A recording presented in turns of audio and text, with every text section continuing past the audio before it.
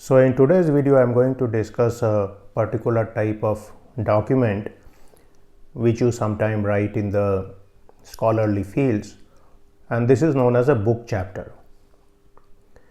And the book chapter is essentially a chapter in an edited book which is typically brought out by a few people who are the experts in the field. And these people get together and they go to a publisher and they put up a proposal for a book, and then they solicit these book chapters from various experts in the field. So every now and then you are going to get an email from somebody who is hopefully an well-known person in the field that they want you to write a book chapter. And essentially the theme of the book is going to be something which is a relatively new topic in the field. For example, it could be multi-scale methods in composites or new methods in machine vision. So essentially these are going to be the cutting edge hot topics in the field, and there is no typical textbook or reference book in this area, and it is also likely that one person does not have a complete command of the field. So essentially what these people are doing is that they are bringing a set of people together. So this may be something like 6 people to 15 people, and then these people all write chapters, and the job of these people bringing out the book is to make sure that these chapters create a cumulative whole which is greater than the sum of the parts. So let us look at some of these aspects about the book chapter. So typically book chapters are generally solicited from experts in the field, and if you are an expert in the field who has published a few journal publications, then you may receive an email from some people soliciting a book chapter from you. And at that point you have to come up with a good title and an abstract which will be within the theme of the title which is proposed for the book. So typically there is an initial abstract submission with the title, and then these people who are bringing out the book will look at that particular title and abstract, and they will figure out whether it falls within the purview of the particular book. Now once they say yes to this, then you can go ahead and write a complete chapter, and there will typically be a deadline for this chapter, and you have to very thoroughly follow the given template, because essentially the book is being brought out by a certain publisher. So this publisher is going to give you a template for writing this book chapter. And this is particularly important in a book chapter because different people are all contributing their files to this book, and so they should all be in the same word processing format. So sometime you may have a Word submission, sometime you may have a LaTeX submission, and so on. Now once the deadline for the book chapter comes, you should submit your book chapter, and then it will be subjected to a review process which is somewhat similar to a journal review process but may not be as harsh, because most frequently the book chapter will be accepted with very limited number of changes, because again it is a solicited chapter and you are supposed to be a reasonably well-informed expert in this particular field.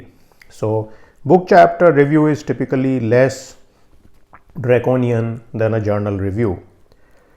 Now one of the important things to keep in mind is that you should not respond to all requests you get for book chapters. You should only respond to requests in which you feel that you have some level of expertise and you can create something which is of some consequence to the field. Secondly, you should also make sure that you look at the publication which is bringing out this book. So there are good publishers in the field, and there are also nefarious publishers in the field who may want you to write a book chapter, but then they may ask you to pay charges for publishing your book, and this charge can be quite substantial, ranging from $500 or $1,000 or more. So therefore keep in mind that you look at the guidelines about writing the book chapter. I always write book chapters when they are free, that is, you don't have to pay anything to write them.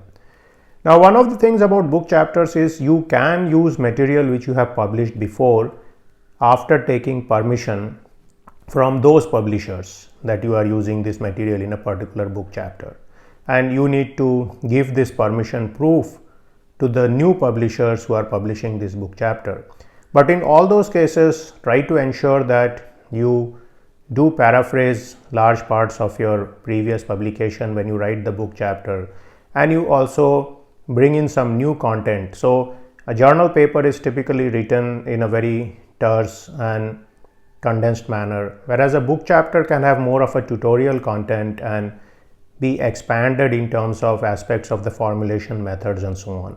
So one of the aspects of book chapters is to communicate the theory and formulation and experimental design in the field to an audience which wants to get into the field. So for example, if somebody wants to get into multi-scale methods in composites, then he can go to this particular book and he can read the various chapters in this book and quickly come up to speed with the topic in the field. So this is one of the primary reasons for writing these kind of books, and therefore if you write a good book chapter, then it can make a good impact in the field.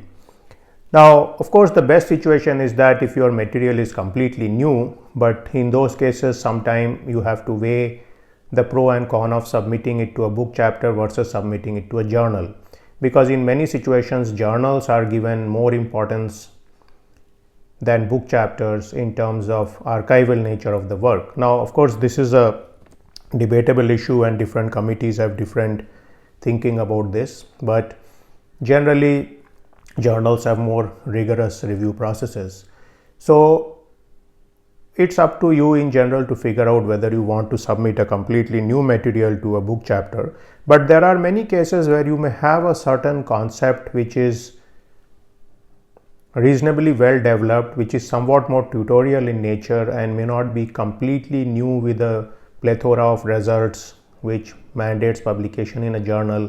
And in those cases you can submit this particular work to a book chapter to make sure that it is published somewhere and the seminality of the work has been captured in this book.